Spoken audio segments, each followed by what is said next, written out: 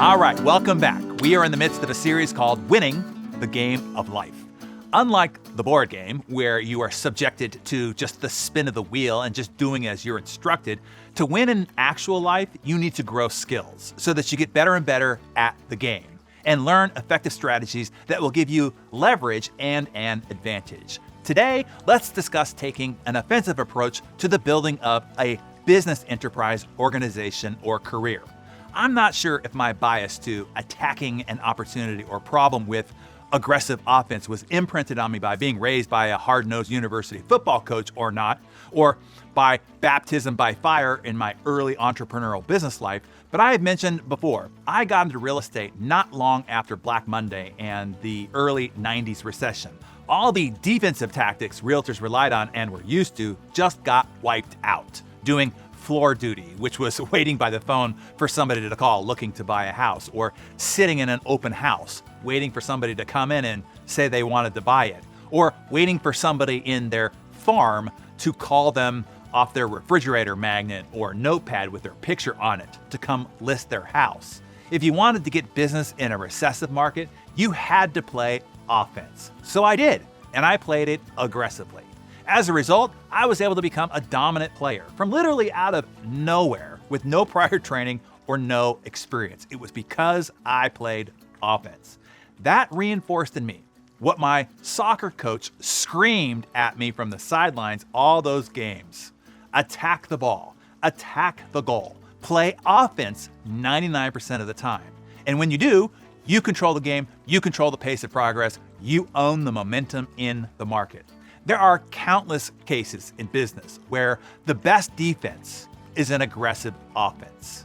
In my live 10Q training, I cited the cases where one company during times of depression or recession or crisis fell back on their heels and went into playing defense, and another got up on their toes and started playing offense.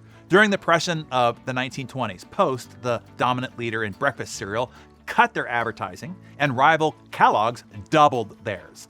Kellogg's profits grew by more than 30% during the recession, and they became the #1 new category leader and have remained ever since. Same thing happened during the 1970s energy crisis and recession. The car import leader Volkswagen retreated into defense, cutting their growth spending, and rival Toyota doubled down on theirs during the crisis. Toyota catapulted to the #1 spot and have remained ever since, and are now 3 times bigger than Volkswagen in imports, and VW dropped all the way down to #5. Most businesses, organizations, and even individuals building their career spend most of their existence reacting to the market. They use the same best practices, the same prospecting, marketing, and sales tactics, utilizing the same mediums, mostly the same way everybody else does, but with their own unnoticeable and mostly ineffective spin on it. All that is playing defense. Again, I don't know whether it was by necessity or by brilliance, but when I had to build Success Magazine, the traditional method, basically the only method any of them used because it was a chicken and an egg situation, you made money selling advertising, but you couldn't sell advertising until you had a large subscriber base.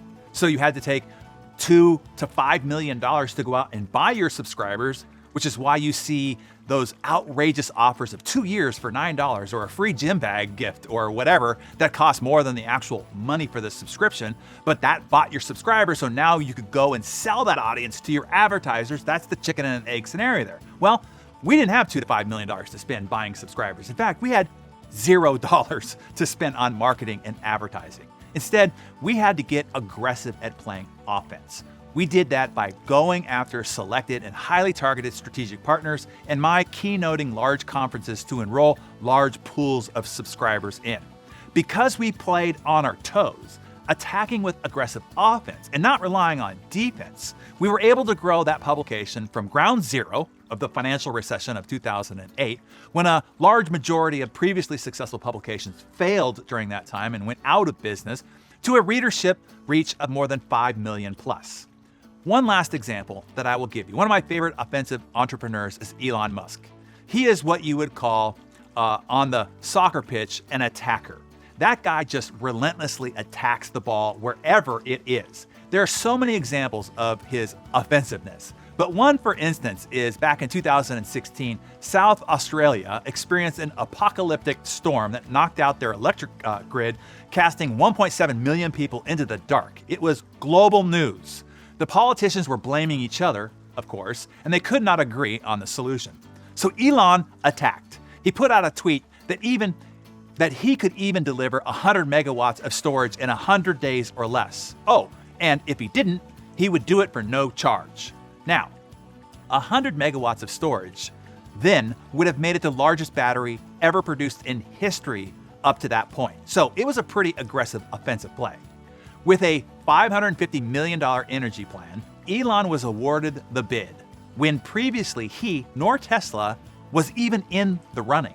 By the way, he did deliver in 60 days, not 100 days. So I ask you to ask yourself, how can you get off your heels?